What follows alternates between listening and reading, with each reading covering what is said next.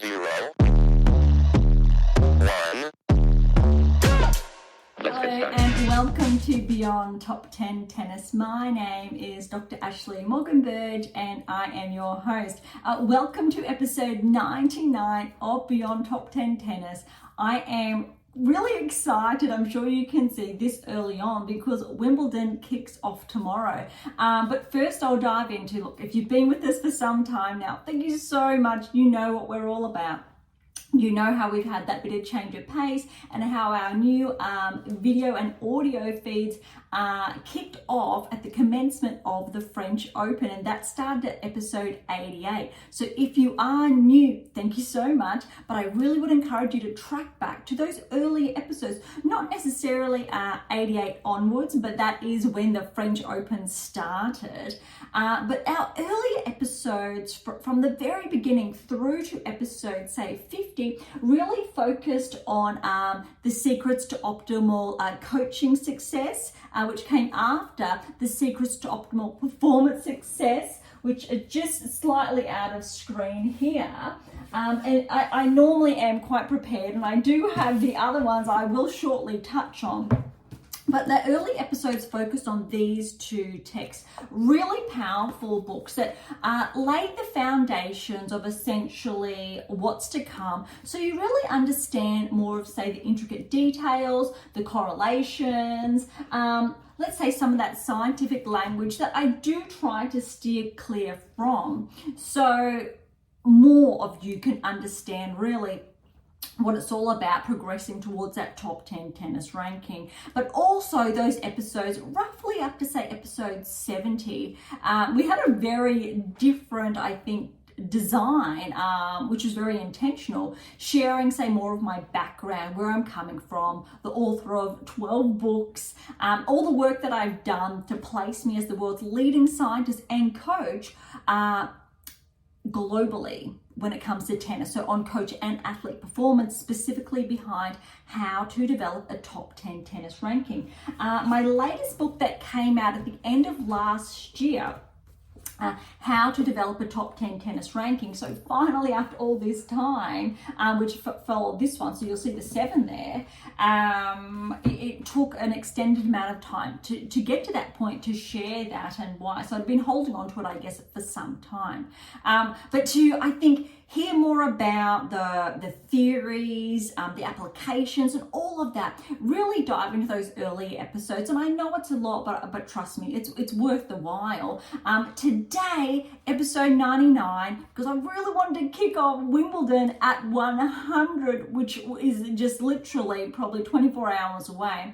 I'm really excited about, because what I think better milestone and tournament to, I think, you kick that off with and just celebrate 100. Really exciting. But today is 99 and we've got Wimbledon over here. I know you can't see it. And the week that's been here, typically we would dive into rankings and result and kick that off on the Monday when those I think WTA and ATP rankings are released. However, because Wimbledon does fall on the same day, I wanted to share the latest results. So we'll see how jam-packed day one is of Wimbledon, and if we have that time to share, I think, those key ranking insights. But we're not going to have too many movers, because we've had a number of key players not, I think, playing the past week leading up obviously to Wimbledon, but we've had some really good results that are still noteworthy to dive into today, but very different. We're going to dive into the results from Bad Hamburg to Eastbourne, Mallorca, but also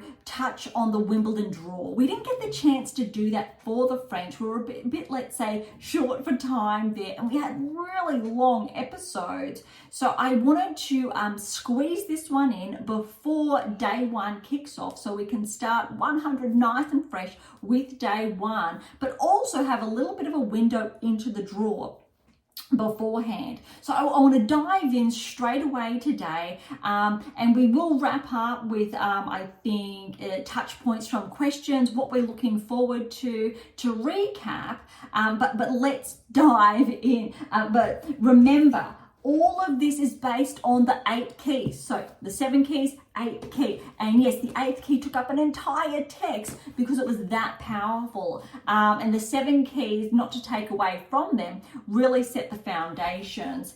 And again, if you've been with us for some time now, you know you need those 8 keys to not just be inside the top 10, the differential of the 8% to the 2%, but also you understand replicated success. So players who are positioned to win more than one Grand Slam, how that's done, and why we can leverage our predictive analytics to better understand players' place to perform this Wimbledon, and those, irrespective if they are in the top 10, why they may not be placed to progress, say, not just round of 16, but say from the quarters, semi-finals further, and or players positioned to win their second or third or more championship title.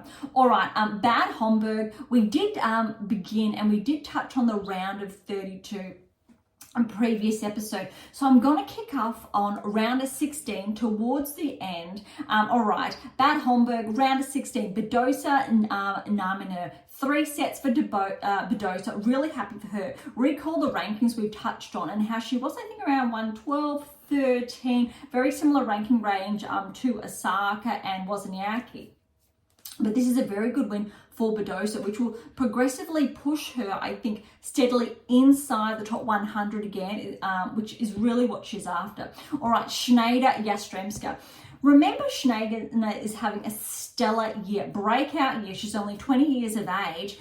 She is on the radar. She's got that maiden title. She had scalps, really good scalps, before she claimed that title, and she has been tracking all season. It's broken into the top 50. Yastremska was inside the top 30. I think she currently still is, but Schneider is really doing good and has had some really impressive wins.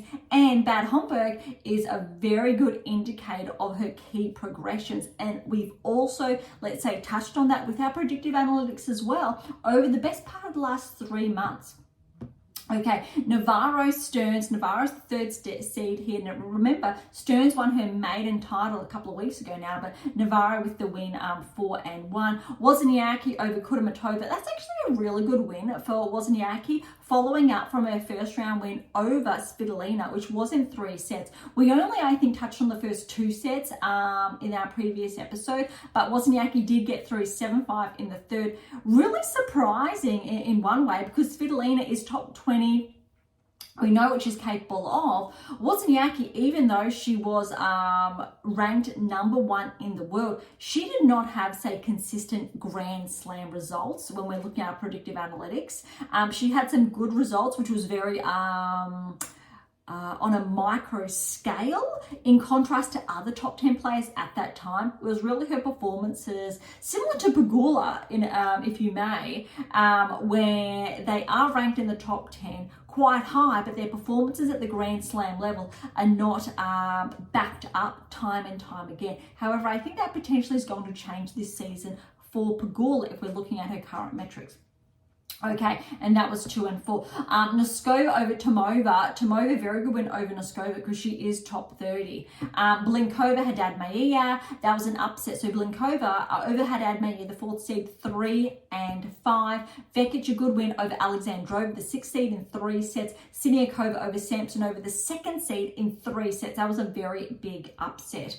Okay, quarterfinals, Badosa Schneider. And this really, I think, underscores how well Schneider has been tracking, because remember, Badosa took Sabalenka to 3 sets on more than one occasion, I believe, this season, and she actually has been doing quite well. So for Schneider to get the win over, I think, Badosa here was really, I think, solidifies, irrespective of ranking ranges at this time, how well Schneider has been tracking. 6-3, 7-6, and that was a 7-3 in that tiebreak. All right, Navarro Wozniacki, that was 4-6, 6-1, then Wozniacki retired. Obviously, given, I think, the scoreline there, Navarro was primed to win that 3rd set, probably a slower start from her.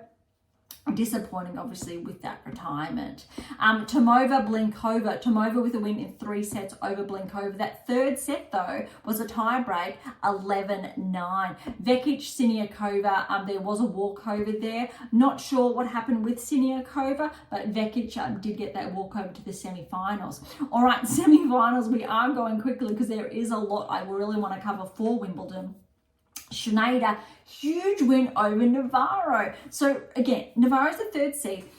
Remember that Navarro is also having a stellar season, cracked into the top 20. I think she's around 2021 at the moment, her ranking, but huge year that she has been having, similar to Schneider, but Schneider has been tracking 3 sets win, 7-5, 2-6, 6-3 to Schneider. The other semi-final, Vekic over Tomova, 6-love, 7-6, and that tiebreak was 8-6. Really impressive. We know the result. Guess who got their 2nd title for the season? And this is a huge one. It's a 500, 6-3, 2-6, 6-3, which means Schneider's 47. I did just briefly check. This is probably going to potentially push her closer towards the top 30, surely. And we did touch on this in a couple of our previous few episodes, roughly, that Schneider would crack into the top 30 this season if she continued. Potentially this result has come sooner than potentially our analytics suggested. A really good kickstart. We would have potentially looked at this happening maybe in 2 months' time. So she is ahead, and she is going into Wimbledon unseeded. Definitely she's an unseeded player. And whoever's a part of the draw, I think Schneider's it. There's a very big chance of a potential upset. And that's really important, I think, to underscore. Because Stearns, for example, in contrast, just won her maiden title, but she hasn't been able to track just yet. Even though it was only a few weeks ago, so it's a bit too early to tell. Whereas I think Schneider's maiden title was about 3 months ago. So it's very noteworthy to look at. Vekic, however, she was around 30 a few months ago. I think she slipped back to around 40 in the world. But this is going to be really good for Vekic. So potentially Vekic will also find her way back inside the top 30. Vekic has been inside the top 20 previously. So Vekic really knows how to bring her A game periodically. But noteworthy, neither one of these players have all 8 keys. Vekic potentially had, I'll say 5, maybe 6 of those keys when she cracked into the top 20. Not all 8, so she was never able to become a barrier breaker. Really important to note. Schneider's steadily tracking, which means if she's able to crack into the top 20 and progressively make her way to the top 10, become a barrier breaker potentially next season, that's when we see the 8 keys really in action. But you need these 8 keys in your arsenal to get into the top 10 and progressively solidify them into your game. All right, that's enough of that. We have touched on more, I think, of the 8 keys previously. We may later on, I think, today, but that is Bad Homburg wrapped up too. All right, let's head on over to Rothesay or Eastbourne on the women's side. We did touch on the round of 32 last week. Noteworthy because we do know of who Swiatek is facing first round Wimbledon. Kenin. We know Kenin did get a bye first round at Eastbourne. So round of 16, Kenin Dart.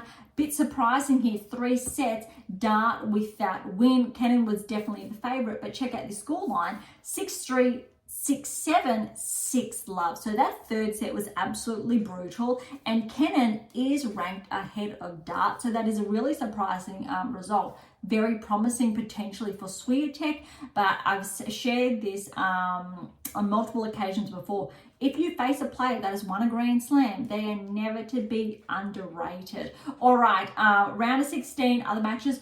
Kruger Fernandez, Fernandez 2-1, really good for Layla there. Keys Kalinina 7-6, 6-1 to Keys. Mukova Lynette. Now this is Mukova's second match back. First full really because she got a walkover or retirement in that first round where it was 3-1. She was up to Evanescence. So she didn't really get to test her, I think, her capacity coming back. Really good win over Lynette, 4-1, but we know we'll get to what happened next shortly. Ostapenko, Bulter. Now, really good win for Bulter, obviously, who was not seeded, given, I think, those rankings. Bulter should be top 30. She's just slid out for some silly reason because she has, obviously, she claimed that quite big title. I think it was about 2 weeks ago now. But this is, I think, her best win since then over Ostapenko, 6-4, 7-5. And we've got some pointers on that shortly as well. All right, Paolini over Mertens. Mertens did retire though. Paolini was up 5-1. Kasatkina. Kasatkina has really finding her form again. She was potentially predicted to break into the top 10. She has done that for a small amount of time previously, but not for some time now. So to become a barrier breaker this season, then her results kind of fluctuated, but she's back on. Kasatkina is primed to become a barrier breaker and slip into the top 10, especially with her performance this week. She is tracking again, and she has been, I think, for the best part of the last, I want to say, almost 3 weeks. Not quite. She didn't live up to those expectations at the French, but she has started to find that form, which means leading up to Wimbledon with this form, there are some really promising indicators to get to. And that was 3-6, 6-4, 6-love. Raducanu, Pegula, this was huge. You've heard me touch on previously Raducanu, how she's not tracking, but her performance. When you see her play, she does have, not the 8 keys, she's got at least, I'm going to say 4 to 6 of those keys really solidified in her game. Really important to note, but they're fluctuating. She hasn't been able to, I think, solidify the 8 keys. So that I will say those last 2 keys continue to elude her and or fluctuate between her game. And that is why her performances are inconsistent. When she finds that level of consistency back to back to back to back, first, second, third, fourth round, etc., that's when you know, like she really did at the US Open to win that maiden slam. Then she had quite a steep regression. But I think she's starting to solidify these keys. Pegula won her maiden grass court title last week. Now, I'm going to say, because Pegula did take time off, in all fairness, she was recovering. It's very important to note when we get into periodization, there's blogs on that, articles on that on AMA International that I penned. She hasn't had, I think, enough matches under her belt to recover, and Raducanu was too good out of the blocks. Went to 3 sets, 4-6, 7-6, 7-5. So Pegula did get that first set, went to a tie break in that second set, 8-6 to Raducanu. However, she was too good, 7-5 in the third. So I think that really showcases that Raducanu does have the capacity to be ranked inside the top 20, I will say. So she definitely can be. She needs to notch up those wins back to back to back to get there. But because of this type of result, and it's not her first this season, she had a handful of these. She just hasn't been able to back them up. She is primed. She has the capacity to be top 20 if she can find a level of maintenance. And we've touched on that baseline and the ability to maintain that and how important, obviously, that is. Okay, over to the quarterfinals here, which was actually quite, I think, insightful, because we've got Dart Fernandez, and Dart just had a really good win, but Fernandez 2-1, really clean there. Keys Makova, so we know Keys, there was a walkover there from Makova because her wrist did start to flare up, unfortunately, and we'll see, I guess, how she fares for Wimbledon. But look, remember, Keys also won a title a few weeks ago for this season, a big one against Collins, which was really impressive. So, I mean, this would have been almost a given, but I would have loved to see how Makova would have been tested against Keys. But we're going to have to wait for Wimbledon for that. And I think because Makova has only, ironically, slipped out of, I think, the top 10 in the last 3 weeks, and she hasn't been active really this season, so that says a lot. But she's going to be a bit of a dark horse, but she is coming back from that injury, so it's going to be, I think, quite difficult to gauge. Okay, Balta and Paolini, other side of the quarters. Paolini, really good win here, 6-1, 7-6. That was 7-love in the tie break. But good to see, I think, Balta progressed to the quarters, but Paolini to back up her results from the French. Kasatkina, really good win over Raducanu, 2-2. This is what's underscoring Raducanu not being able to go back-to-back. That really has to do with matches at the highest level, because this is 2 top 10 players, or almost top 10 players. Kasatkina, I think she's around 11, 12. And after this week, I think she will crack into the top 10. Potentially. There's a little bit of a room there. But we know she can play potentially at that level, not quite. That's why top 20 range, top 30 range, but we need that consistency. Really good again for Kasatkina. All right, semi-finals, we had Fernandez and Keys. Fernandez, really good win, 3 sets over Keys, 6-3, 3-6, 6-3. I think Layla's starting to find her form again. I'd love to see her crack into the top 20. She's been hovering around the top 30 or thereabouts, 31, 32, since her finalist result at the US Open, which is, I think, almost 3 seasons ago now, which is, time has flown, but she has been able to maintain that baseline but not progress further. This is actually really interesting because we're starting to see Layla push, which places Fernandez potentially with that top 20, I think, pathway, if she's able to establish that baseline. Very different to Raducanu, because Layla does get those back-to-back matches, for example. Raducanu just needs to find that baseline once again before that happens. So Layla is ahead of that. So remember, both of them were in the final. Raducanu obviously with the win. Layla's the one who has been able to maintain that, and I think it has been really understated since obviously those championships. So 3 sets to Fernandez. Paolini, Kasatkina. This is actually really surprising. 3-6, 7-5, 6-3 to Kasatkina. I don't know where this came from, but again, we kind of do, given that I've just shared how Kasatkina has started to perform this season progressively, but this is a really good win. But look, it went to 3 sets. Paolini should be really impressed with herself because she did make the semi-finals after, obviously, that finalist result at the French Open. Great to see her on grass. And because of this semi-final result, Paolini is still going to be, I think, quite a challenge at Wimbledon. And I'm really looking forward to that. Kasatkina, though, really solid. And I think she's going to be a bit of a dark horse. Potentially, really need to underscore potentially, because Kasatkina's performance does go, I think, in cycles, where she finds that groove, then she falls down, finds it, then falls. We need to establish, I think, that solid baseline, because if Kasatkina is going to be in the top 10, we need her to be inside, let's say, that 8%, not that 2% that fluctuates. And at this point, she would be a part of that 2%. All right, finals. Great to see Fernandez reach the finals. Kasatkina, really good win, 3-4. So I think that really shows, I think, how Kasatkina has been performing, but well done to Layla.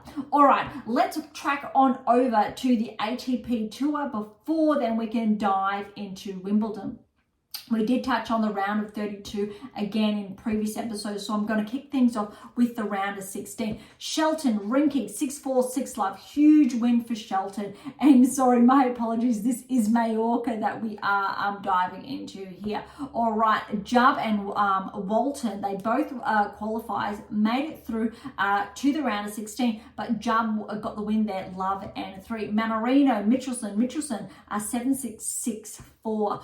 Offner Naderi was the 5th seed. Offner with that win, 3-5. Menzies over Fognini, 3 sets, 4-6, 6-3, 7-5. Now look, Fognini, sorry, my apologies.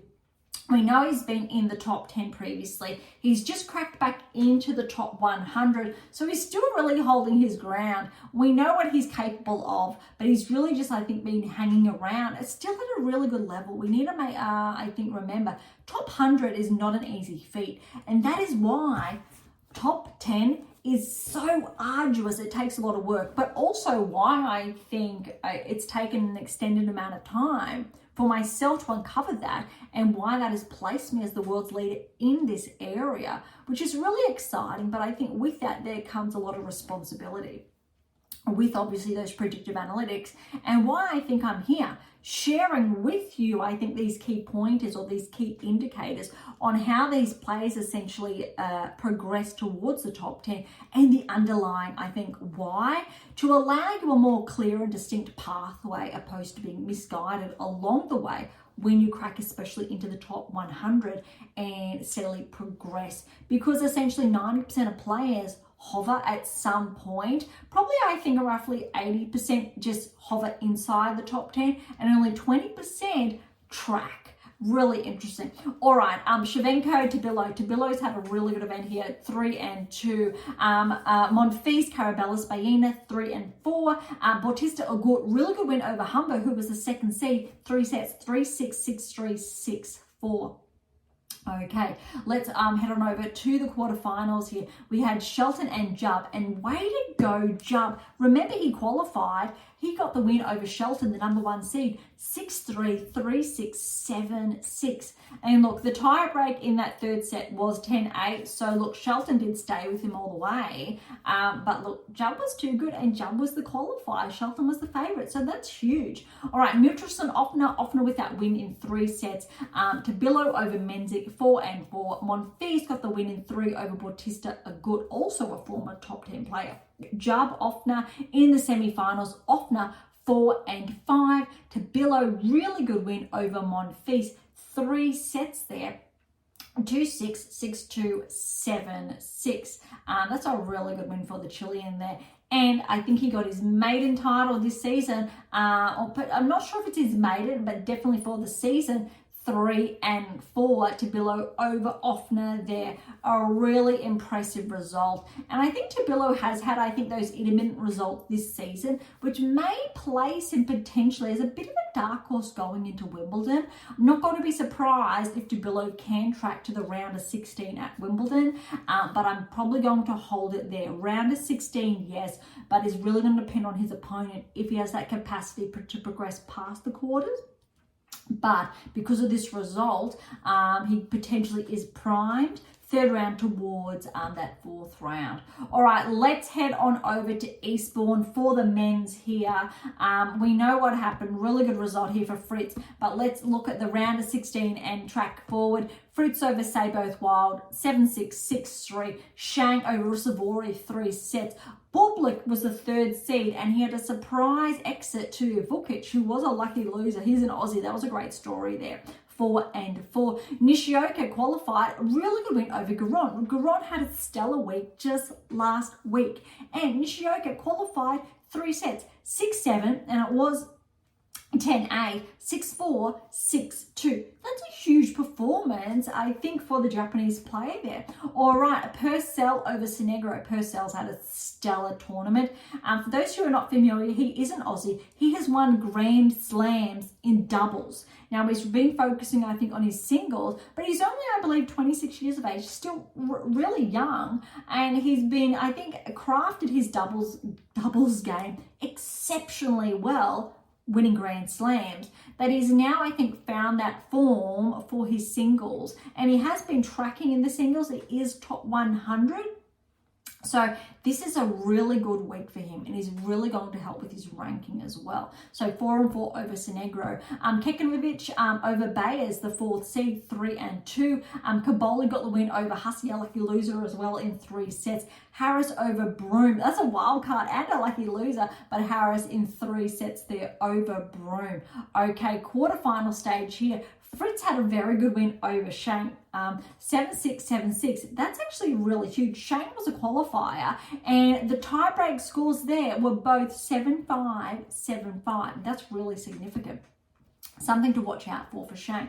Vukic over Nishioka in 3 sets. Purcell over Kekmanovic, straight sets. And Harris over Kaboli. Really good tournament for the Aussies, who were not really, I think, expected to progress based on rankings. We've had a lot of seeds fall. So Fritz over Vukic, 7-6, 7-6. That's that's sensational. That was 7-5 in the first tie break and then 7-4 in the second tie break. But well done to Vukic, who was the lucky loser, to hold it essentially his own with Fritz. I'll say a top 10. He's potentially going to crack back into the top 10 again, finding that form. He is, I think, around 14 in the world at the moment, but this is a very good win for him, which will track him closer towards the top 10 again. But we're looking for that consistency because Fritz has been fluctuating this season. We started the season top 10. Our predictive analytics said he would be pushed back out of the top 10.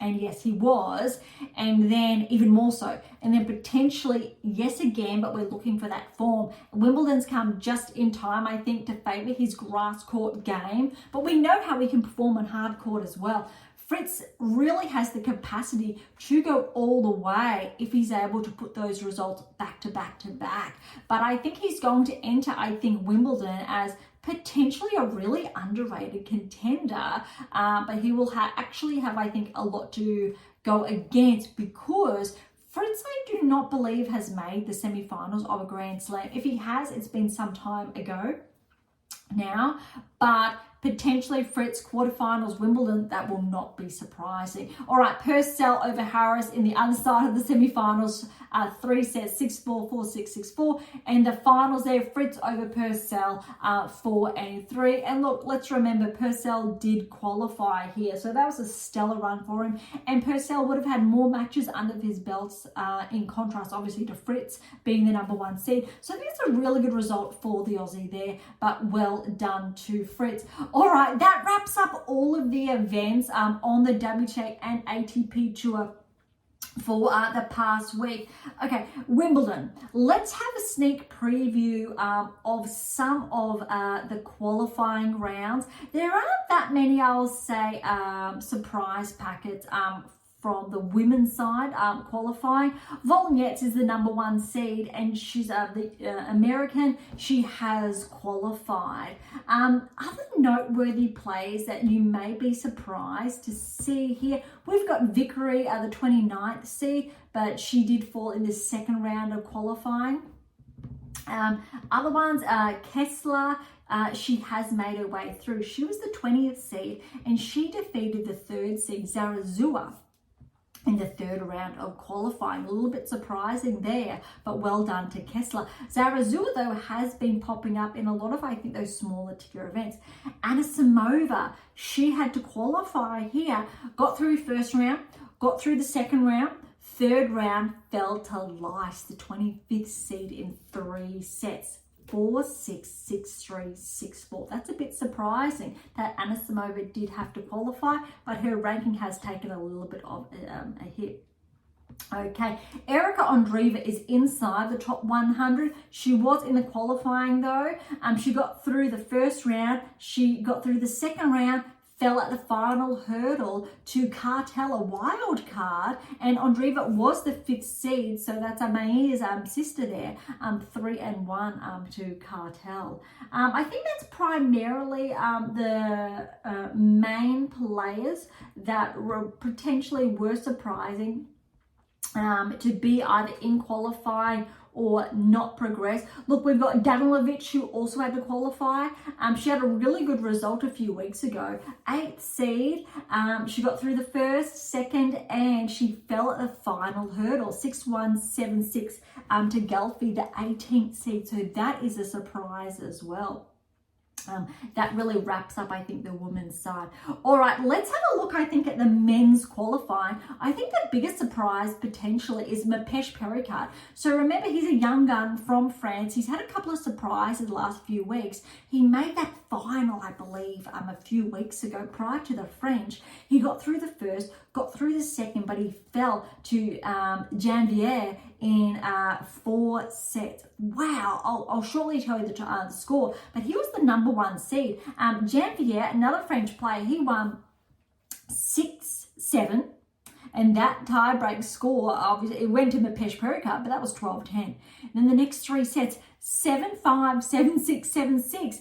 4 and 5 respectively. That's huge. So that was really close there. All right, other noteworthy ones. We had Gaston, second seed, but he has got through as a qualifier. Prismic, remember Dino Prismic from this year's Australian Open? He had that, I think it was first round against Djokovic. There's actually a piece on AMA International written up about him against Djokovic and his level of play and how we potentially can track into the top 100, top 50, etc. if he solidifies parts in his game, but he hasn't yet been able to do that this season. So he did fall again, second round of qualifying.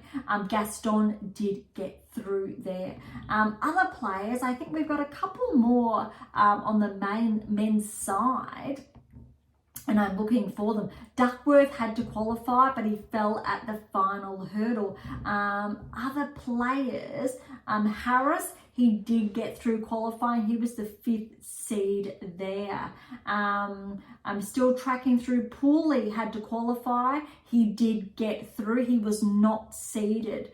Other noteworthy players was Schwartzman, is who I was looking for. Schwartzman is a former top 10 player, but he fell at the first hurdle to Clark, a wild card, 4 and 3. I think that almost wraps things up. Yeah, that wraps up, I think, the qualifying side for the men. But that's actually really, I think, impressive / exciting. And we have actually touched on that, I think, previously, that there not so many, I think, surprise packets from the qualifying, but sometimes they obviously are there.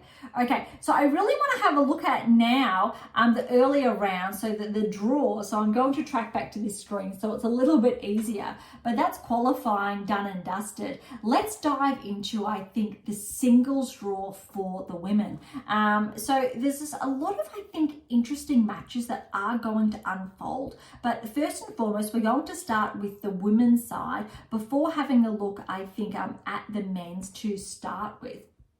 Now, I think if you have been following the draw, you are very conscious of, I think, Swiatek's first match, which is against Kenin. So I think the noteworthy result here is that Swiatek, I think, more recently has had those wins against Kenin. But again, facing a player who has won a Grand Slam in the first round is no easy task. So Swiatek's really going to have to be switched on, I think, from the very beginning. In Swiatek's half, we have Putintseva and Kerber. Kerber has been granted a wild card, so that's going to be quite interesting. Siniakova is then next over Sestuk, who is again a qualifier, but Siniakova is the 27th seed. Very interesting. Okay, we're going to go through and have a look at the draw later, but some interesting first round matches. Garcia, Blinkova. Blinkova's had, I think, some really good wins lately, not seeded. Blinkova's probably favoured there in all fairness. Potapova over Pera. Potapova not seeded, neither is Pera. Potapova is probably favoured again. All right, Tomljanovic is in this half, and what I was getting at, Tomljanovic is a wild card because of their result last week as well. Ostapenko. Look, the media says there's a bit of a grudge match between these two, but I think it was because, you know, a couple of seasons ago, there was a heated exchange between them, but I do believe that's just water under the bridge now, so the media needs to calm down. Both of them, obviously, are really good players in their own right. Ostapenko, interestingly here, is the 13th seed. French Open, I believe she was the 9th seed. So there's a little bit of a blip there in the seedings, but that also places Ostapenko in Swiatek's quarter, which is very problematic in a way, because I believe Swiatek has not defeated Ostapenko previously. So if you are a Swiatek fan, you're really rooting for Tomljanovic. And I think as an Aussie, Tomljanovic being an Aussie, I'm looking for an upset in the first round here to kind of make Swiatek's road through, say, to the quarters a little bit more smooth. Collins is in the half as well. Collins and Torsen. Collins is the 11th seed, which is going to be really good for her here. But she didn't perform as anticipated at the French. So it'll be, I think that it's going to take the first 2-3 rounds to gauge her form. If Collins can string together a couple of those earlier wins, she definitely is positioned to, I think, track let's say, round of 16 quarterfinals, it's not going to be shocking because of her results earlier this year. But I'll say the last 8 weeks haven't been the same as the previous 8 weeks with that level of play. Okay, other ones we have here, Krejcikova, Kudermetova. Look, Krejcikova, we know she's a former Grand Slam champion. Her ranking has been sliding. She just doesn't have that form she once used to. Kudermetova is probably favoured here for a bit of an upset. Krejcikova, former top 10 as well. But she could track. She could. You cannot write off a Grand Slam player. But look, I'd love to see her string those, I think, matches together, but we just haven't seen that so far this season. Vondrousova, Buzeza, Manarero, first round. Rybakina's against a qualifier. Rybakina, I think she's going to come into Wimbledon quite underdone because of those retirements, and with her health is a little bit, I think, under question. We know, I think it was 2 seasons ago now, Rybakina did win Wimbledon. Is she capable of winning this year? I'm going to say the odds are against her. However, she is one of probably 5 players who are positioned to win. She is going to have those hurdles, given that, again, she is underdone. If her health does stay on her side, it's not going to be surprising. And again, because she is 4th seed, if she makes the semi-finals. However, to say she's going to make the finals, there's really going to have to be, I think, 2-3 key players pushed out of the way for that to happen. Okay, Wozniacki has Parks. Parks, remember, did have to qualify. Wozniacki's a wild card, but Parks did win her maiden title. I think it was last week. Tracking through here, looking for, I think, those matches. Look, Jabeur over Ushiyamima in the first round. Montgomery and Gadecki are both qualifiers, so that's going to be very interesting, especially Gadecki is the young Aussie there, and she's got a really good chance to make the second round, which would be incredibly significant for her. Svitolina's got Lynette first round, Bulter and Maria first round. That really, I think, touches on, I think, that initial quarter, the first half. Pegula is in Swiatek's half here, and she has Kruger in the first round. All right, the second half, we've got Zheng, and she's up against a qualifier first round. And look, Wimbledon's going to be very interesting to see how Zheng tracks. She did perform better at the French, better than anticipated, but she did, I think, align somewhat with that top 10 ranking. However, we haven't seen that performance on grass just yet. But in all fairness, this grass court season prior to Wimbledon, it's very short. A little bit ironic there. I wish it was extended. As long as, say, the clay, where you had Rome and Madrid prior, give us those big events. Give it at least 4 weeks lead up on grass before Wimbledon would be ideal. All right, Townsend and Pavlyuchenkova, my apologies, will be quite interesting. Raducanu's got the wild card. She's drawn Alexandrova, this 22nd seed. Potentially, Raducanu could get that win. It's really going to depend on, I think, Alexandrova's level of play. But given Raducanu did get that win over Pegula this week, Raducanu could come away with that win. All right, Sakari has Kessler qualifier. Really need to favour Sakari here. And unlike, I think, the French, Sakari could very well track to the quarterfinals at Wimbledon. Kasatkina and Zhang, definitely tracking Kasatkina or favouring her to reach, I think, at least the round of 16, but she did get the 14th seed here, but hopefully round of 16. Badosa and Makova, that is going to be a huge match. That's going to be really exciting. Really, I think Makova's first Grand Slam match back. I think it's going to be only her second full match back, and Badosa has some form. Granted that I think she only got the second, third round. I've got 2-3 matches under her belt, and we haven't seen that, let's say, level of consistency. If Badosa comes out of the blocks firing, she has a chance. If Makova plays like she can, you need to favour, I think, Makova here, but I'm going to say Edge Badosa here. All right, Maya Andreeva is the 24th seed here over Fedotova in the first round. You really need to, I think, look at Andreeva to make the round of 16 because she had a sensational result at the French, really that breakthrough semi-final. All right, Yastremska has Podoroska, favouring Yastremska there, yes. Sabalenka has Bektas first round. Now, look, that's probably a relatively smooth win for Sabalenka if she's on form. But she has said she is dealing with an issue with her shoulder. She's noted that it's quite rare. Though, ironically, I do believe that same issue, that same injury that Sabalenka is dealing with is the same one that I dealt with some years ago now. I'm not going to dive into that. It was one of the reasons why I had to stop playing. That's a very different conversation.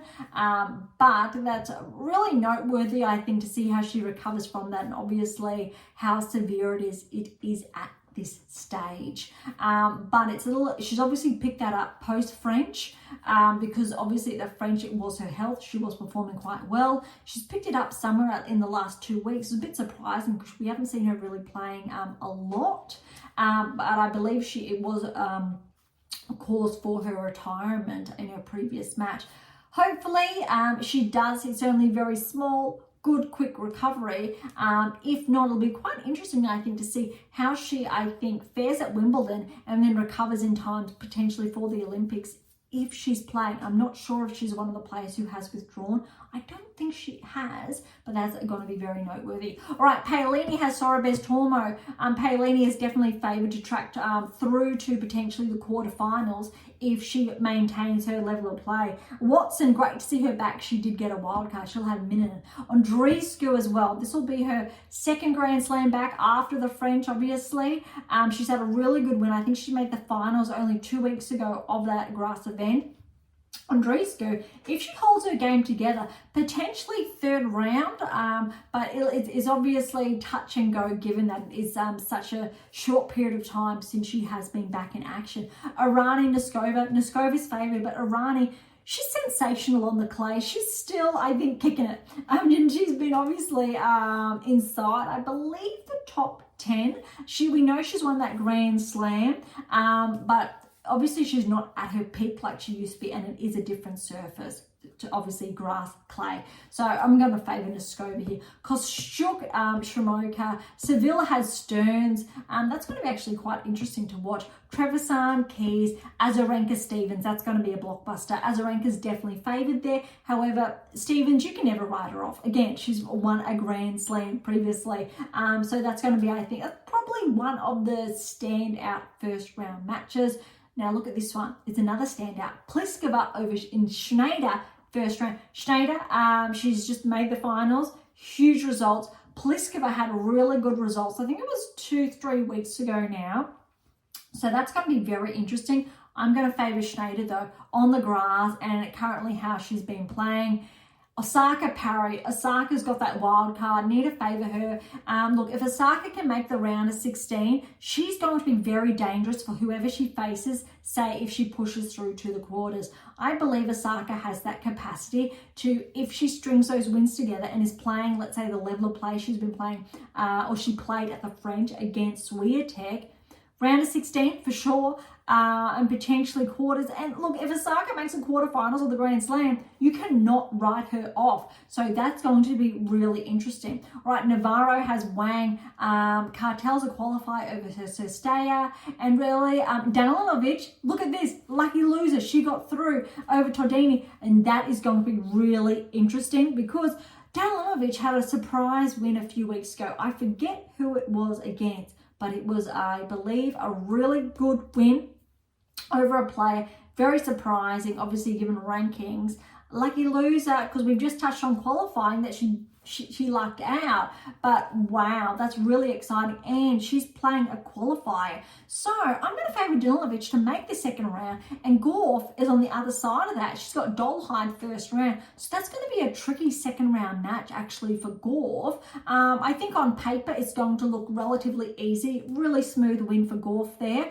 But if you've been tracking Danilovic and her performance over the last, I want to say probably 3 to 4 weeks, you know that is going to be a little bit tricky there.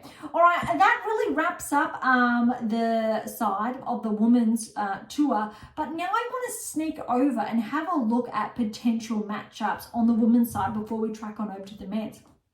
Here, all right, Swiatek Siniakova, third round, but it gets interesting here when we go Ostapenko potentially in the round of 16. Obviously, Ostapenko needs to get past Garcia in the third round, but Ostapenko and Swiatek in the fourth round is probably Swiatek's biggest threat, and a very real threat there. That's probably going to be more of a head game for Swiatek. She has the game, but to really get past Ostapenko.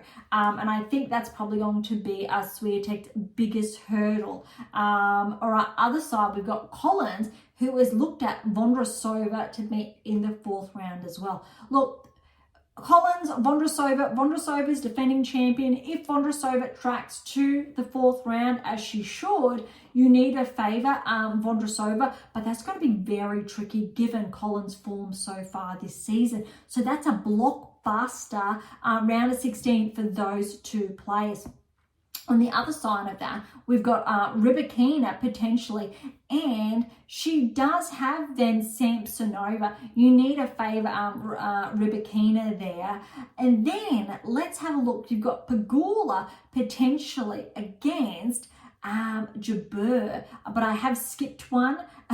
There is a lot there. Rybakina, my apologies. And we do have, yes, Samsonova. But then on the other side, we have Jabeur. So Jabeur potentially round of 16 and Pegula. Very interesting. However, Jabeur also has Svitolina potentially third round, and Pegula has Bulta third round. Very, very interesting. You need to favour probably Jabeur over Pegula. However, Jabeur is very interesting because she did, I think, have her best result this season at the French. So we're looking at Grand Slam metrics alone and our predictive analytics. Jabeur is favoured to track quarterfinals, yes. And look, she has been a finalist. You are not going to be surprised if Jabeur makes the semi-finals. However, she's really going to have to be just string a lot of, I think, stuff together. She's going to have to pull on her knowledge of the 8 keys. She has not been able to do that this season. Her season is a little bit like Djokovic's, a bit lackluster in contrast to what we know they are capable of. And I know that it's there's a huge difference there. Jabeur obviously is a 3-time finalist, Grand Slam finalist. But Pegula, she did get that title, and she did then lose early on. So it's going to really fluctuate. But this half of the draw, I think, is incredibly interesting. All right, second half of the draw, potentially when we're looking at fourth round, Sakkari and Zheng. You need to favour Sakkari in that fourth round. Again, had a really good start to her season. Her clay court season wasn't the best, and it was underwhelming at the French. But if Sakkari can string those, I think, matches together, irrespective of rankings, you need to favour Sakkari, and it'd be really exciting to see her track, I think, through to the quarterfinals. Kazatkina then, she'll have to get past Mira Andreeva. I think that's a third round there. Then Yastremska and Sabalenka. But because Sabalenka is the third seed now, Gauff obviously overtook her, you're going to have Kazatkina and Sabalenka then in the round of 16. That'll be interesting. Favouring Sabalenka, obviously, when we're looking at rankings, but very noteworthy there. All right, so that does place Sabalenka, Zheng, and or Sakkari on a crash course for the quarterfinals. Really, the draw favours Sabalenka in this quarter.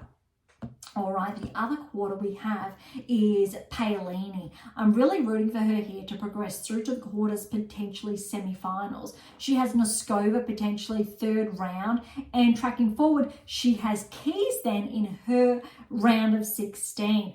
Other side, we've got Azarenka. She's the 12th seed. Obviously, Keys is in her half that we've just said against Paolini, but Azarenka here, she's going to have to get past Navarro third round, and then we have Gauff Gauff, who has Surstay in her third round, and then Azarenka in her round of 16. Really rooting for, I think, for Azarenka to track, but also Gauff round of 16. And I think you can hear just by the names that I'm dropping and how their season has been unfolding, Gauff has the easier half. Obviously, Sabalenka then in the semi-finals, if they are able to string those matches together. But also, you're going to get Paolini and Gauff then in the quarters, and that's going to be really interesting. But also it's a very interesting draw, but I also think the top half, so Swiatek's half, is somewhat more problematic. All right, we're going to dive in, I think, to the draw as the days unfold at Wimbledon,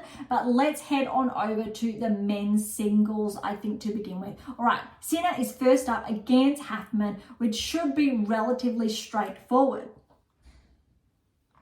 Following this one is going to be Berrettini, and that is going to be a blockbuster. If Berrettini gets through the first round against Fucsovic and is placed against Sinner, that's going to be huge, because remember, Berrettini has made the finals of Wimbledon previously, and he did track in a result, I think it was 3 weeks ago. All right, other noteworthy, I think, first rounds, we've got Jarry over Shapovalov. Huge. Shapovalov, prior to the French, did start to track. I haven't seen him that much in action on the grass. Jarry's had a really good, I think, look, he's the 19th seed. However, Shapovalov has had some upsets, I think, or caused them. And that's going to be, I think, quite noteworthy to watch. Okay, Bellucci and Shelton. Bellucci's a qualifier. Let's see how Shelton performs first, second round especially, to gauge if he's positioned to reach the round of 16. All right, Dimitrov had Lachovic first round. Garin actually qualified. This is really interesting because as a qualifier, look, Garin's against Shane. Garin was top 20, I think, 2 seasons ago. Really had a steep regression to be a qualifier. That's really significant. But look, if he can get those wins under his belt, that's great. But that's a really drastic, I think, regression for a player who was inside the top 20 in such a short span of time. But given, I think, time-wise, Garin has that capacity to track, but I'm probably going to favour Shane here. All right, Wawrinka has Broome, a wild card. Will be great to see Stan, I think, get some wins under his belt. He's still obviously top 100. But Monfils is Mannarino, the 22nd seed in the first round. But it'd be great to see Monfils get through, Wawrinka get through, and they would have a second round blockbuster. That'd be super exciting. All right, Zhang, 32nd seed. He is up against a qualified Janvier. Gaston's a qualifier against Muller, 2 French players. Medvedev has Kokovic first round. I'm favouring Medvedev. You really need to potentially to the semi-finals this event. Even though it was a little bit underwhelming, say, at the French, you cannot write Medvedev off. He's still been showing up all season, but definitely round of 16. But we all know at Grand Slams anything can happen. But look, Medvedev, I think, is going to go in really underrated. He has not won Wimbledon before, but you need to put Medvedev probably in that top 4 there. All right, Alcaraz has Lajal, a qualifier first round, and he is the 3rd seed, which makes it a little bit more obviously problematic for Sinner being in his half. Other matches, obviously, in this first half, Tiafoe and Analdi, Baez, Nakashima in the first round. Thompson has Kotov. Now, Thompson's an Aussie who's super solid on the grass, and I would not be surprised if Thompson tracks to the 3rd round, potentially has a blockbuster breakthrough for round of 16. Shevchenko has Humbert. Paul's in the same half over Martinez. Paul's had a really good last couple of weeks as well. Purcell's in this half as well. Kazuks and Bergs a qualifier. Bublik's here over Menzik in the first round. Navone, Senegro. And then you've got Bolt, the qualifier, over Rudd. So Rudd's obviously on the opposite half there to Sinner. And Bolt, again, another Aussie, but he is dangerous on grass. I'm actually not going to be surprised if there's an upset there, if Bolt is able to upset Rudd. He definitely has that potential. But then again, look, Rudd's definitely favoured. It's just that Bolt, my apologies, is an Aussie, and he is able to play really well on the grass. But look, Rudd on the grass, in contrast to clay, you need to potentially look at Rudd making the round of 16, potentially the quarters, before he runs into some problems. We'll look at the draw shortly. All right, on the second half of the men's draw, Rublev's at the top there. He's over Kumsana, a player from Argentina. You need a favor, I think, Rublev here. I'm not going to potentially gauge whether or not Rublev's going to perform here. Rublev, of course, when we're looking at the numbers, he's looking at tracking towards, let's say, the quarterfinals. But I'm not sure if Rublev will make the quarterfinals of Wimbledon. A round of 16 would be good. Potentially, he could get some issues. I'm going to say the third round.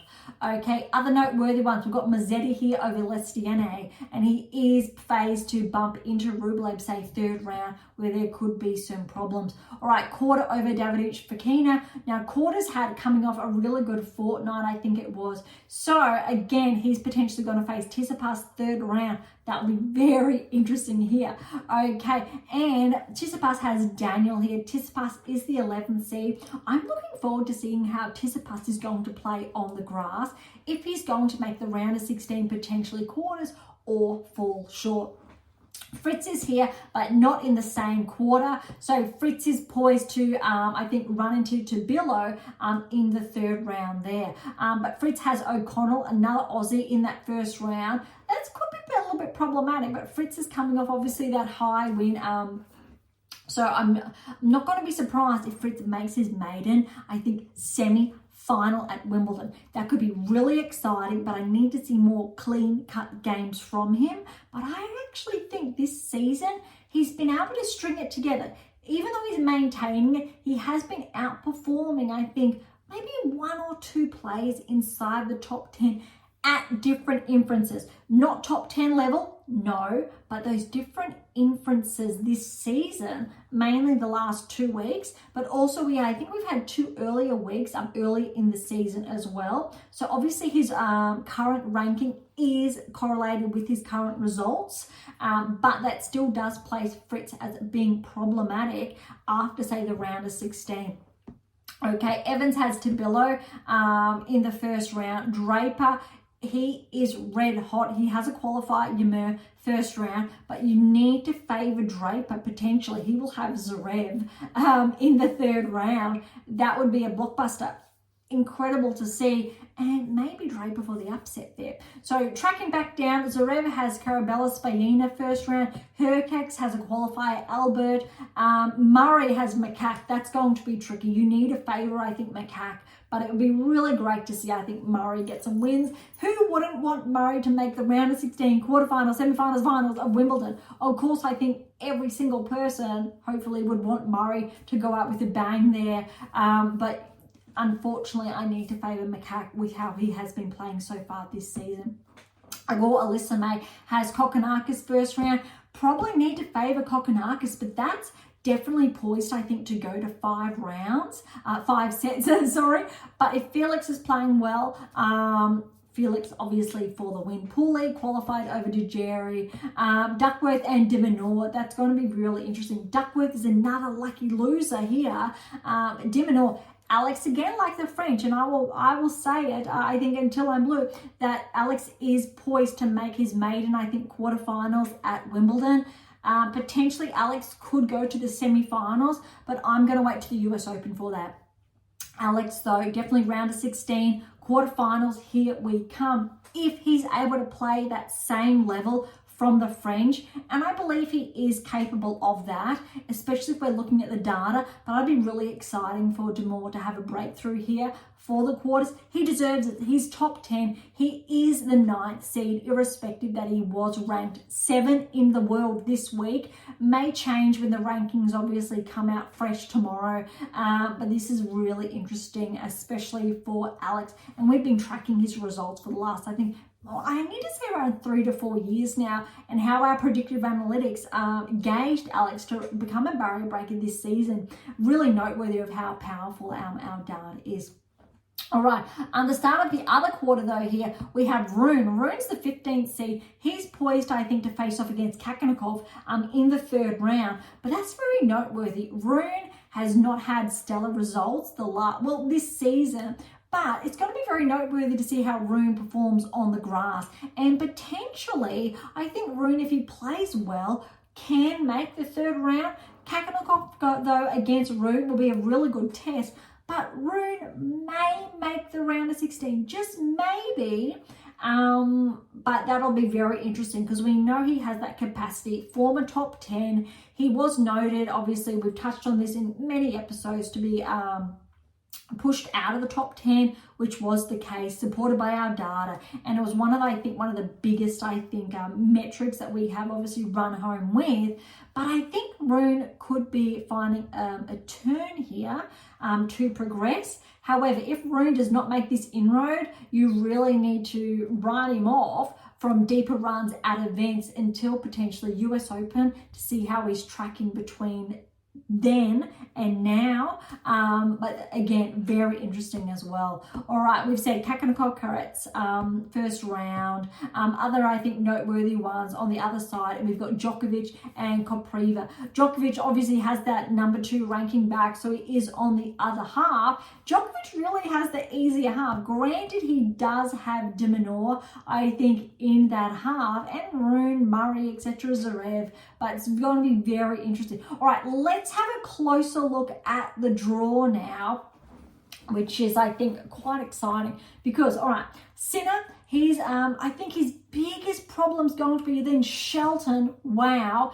4th round. So round of 16, Sinner is poised to look to face off against Shelton. And then we've got Dimitrov, my apologies. He's looking at Medvedev. Wow. So Dimitrov and Medvedev then in the second round of 16. All right, now we've got then Alcaraz. He's going to be poised to match up against Humbert, which I think is relatively streamlined or easy for, I think Alcaraz has a very, streamlined draw from that perspective. And then the last one will be Paul and Rudd. That is going to be a little bit problematic, I would say there. A really good test, given that how Tommy has been performing. That's very interesting. If we want to move ahead if we're gauging, I think, from seeds alone, if we say Sinner, obviously quarters, he's meant to face Medvedev. That's going to be really interesting. Again, just looking at rankings alone. And then we've got Alcaraz and Rudd, then rankings purely, or seeds purely here in the other quarter. Okay, which really would face that. Well, you really can't use those analytics there because it's top 10. But you can look at those performances. But I'm going to hold off until I think deeper on to Wimbledon to give you more real-time results on how these players are potentially going to perform and track. I think Rublev got very lucky with these seedings. 6th seed at the top half of, I think, the second half of the draw. And we know Djokovic obviously is on the other half. This is probably the best draw ever for Rublev to perform here. Looking at alone though, Tsitsipas is poised to face against Rublev in the round of 16. Really interesting there. You need to favour Tsitsipas. Okay, Fritz though is then looking at Zverev in the round of 16. That is going to be really interesting. That's definitely a 5-setter on the cards if both of them track, especially Zverev and Fritz. You really need to favour, I think, Zverev's game, but Fritz's serve, that's definitely a tie break heaven. But both of them obviously have to track towards the round of 16 to begin with. All right, then we have Hurkacz again in Sinner's half. Sinner has the harder half here. So Hurkacz, we've got potentially against Alex. So Hurkacz and de Minaur in the 4th round. That is going to be absolutely huge. I feel like that should definitely be a quarterfinal there. That's a little bit unlucky, I think, for both of those players. But that's, again, very, very interesting. That little, we won't say quarter, but we'll say that 1/8 of this side. All right, and then you've got potentially against seeds alone, Rune to face off against Djokovic in the round of 16. That will be really interesting. You have to actually potentially favour Rune if Djokovic is not on his game. And again, Djokovic has not won a title this season. Both of those players need to progress. Obviously, to get to the round of 16, you need to favour Djokovic, of course, to make it through to the finals. However, we need him to be healthy. I'm not going to share those specific metrics because Djokovic is having a very unusual season. He has not been performing. However, because he's got that many points, that's why he's still 2 in the world, and he's been switching obviously between Alcaraz and himself, and obviously Sinner, I guess, if we look more so over the last couple of weeks. But that's going to be, I think, the interestingest round of 16 pairing if that does unfold, because Rune could have a breakthrough quarterfinal result here, and it could get very interesting on the grass here. I need to potentially favour Rune's game on the grass over all others. And normally I would not, given how his season has unfolded, regressed outside the top 10, but this could be really interesting. All right, that really wraps up, I think, the first and second half. We've really gone through, I think, a lot today. We've gone through all of the events that have unfolded, I think, over the past week. Really exciting there. I'm looking forward to Wimbledon. I really hope you are too. Of course you are. If you're tuning in, of course you are. Look, thank you so much for listening. To grab a copy of my latest release, How to Develop a Top 10 Tennis Ranking, and even the 7 keys, head on over to AIMA International or Amazon, irrespective where you're based in the world. Also, those earlier texts as well, available on AIMA International or Amazon too. And also, which is noteworthy, and I didn't touch on these today, but really important, again, obviously, if you're tuning into the video feed, is the What Is Your Game Missing series. All 3 of them. These are actually some of the original covers, so they're a little bit new. They have been updated since then. For any comments or questions, head on over to AIM International or Topic Thread, the social platform set on data privacy where all players can interact. To interact with Beyond Top 10 Tennis, head on over to Twitter, Instagram, or YouTube. Your best bet, however, is to leave direct comments on AIM International for a quick reply. Those social channels are not, I'll say, reviewed that often. But if you do comment primarily on even on Spotify, YouTube, or AIMA International, you'll probably get a more timely response. To catch up on our blogs, head on over to AIMA International and click on our blogs tabs or over on Medium, and you can also leave comments there as well. We've got a lot of interesting articles there. I won't be writing articles this fortnight because we will be coming to you live for Wimbledon, but there was an article written just after the French Open, quite insightful, and I will write an article after Wimbledon is done, time permitting. Look, for something different, you've got Pink Octopus Books, where my fictional release is, or Spruik for some random polls. And of course, if you enjoyed today's episode, please subscribe, like, or share. It would be absolutely phenomenal and incredibly appreciated as well. Look, for those of you who are interested, we do have scholarships on AIMA International, as well as options to work with me exclusively to optimize your performance and to nudge you closer towards that top 10 tennis ranking. So as always, don't be shy, come and say hi. But I will always ask, do you know the 8 keys? Are you familiar with them? Have you established that baseline? Okay, on that note, thank you so much for listening. I am so incredibly grateful. I am your host, Dr. Ashley Morgan Berge. This is Beyond Top 10 Tennis,